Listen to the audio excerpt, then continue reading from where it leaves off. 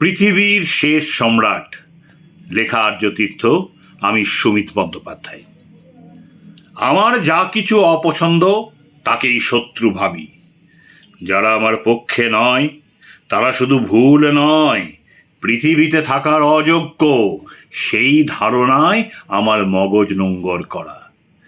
ঘেন্না আর দেশ আরও উস্কে দিতে আমি বিজ্ঞানকে ঘুষ দিয়েছি মারণাস্ত্র বানানোর জন্য। প্রতিটি শত্রুর গতিবিধি নজরে রাখার জন্য স্যাটেলাইটে ভরে দিয়েছি ক্যামেরা।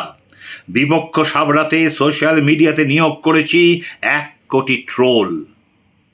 অবশেষে সেই দিন এলো, বিজ্ঞান নতজানু হয়ে আমার হাতে ঈপ্সিত সেই অস্ত্র তুলে দিল, যা দিয়ে লহমায় ধ্বংস করা যাবে ব্যক্তিকে বা গোষ্ঠীকে শুধু সামান্য বোতাম টিপে।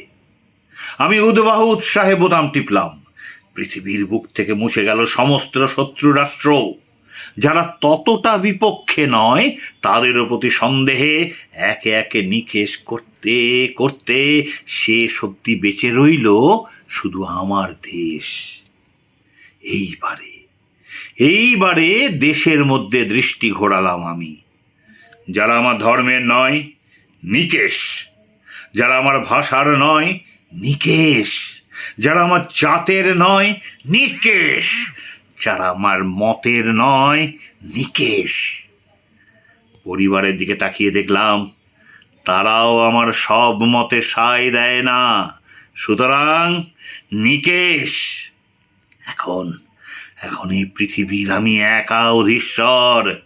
মিশরের পিরামিড থেকে ভারতের তাজমহল, হোয়াইট হাউস থেকে ক্রেমলিন, ফেসবুক থেকে x previously known as Twitter, সব আমার সম্পত্তি।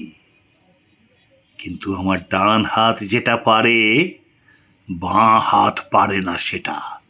ব্যাপারটা আমার পছন্দ নয়, এরই মধ্যে বিরক্ত হতে শুরু করেছি। বাঁ হাত রাখা মানে শরীরের অপচয় ক্রমেই মনে হচ্ছে। ওটা একটা আপদ বিশেষ। ডান হাত কত কাজ পারে, বাঁটা পারে না তার লেশ।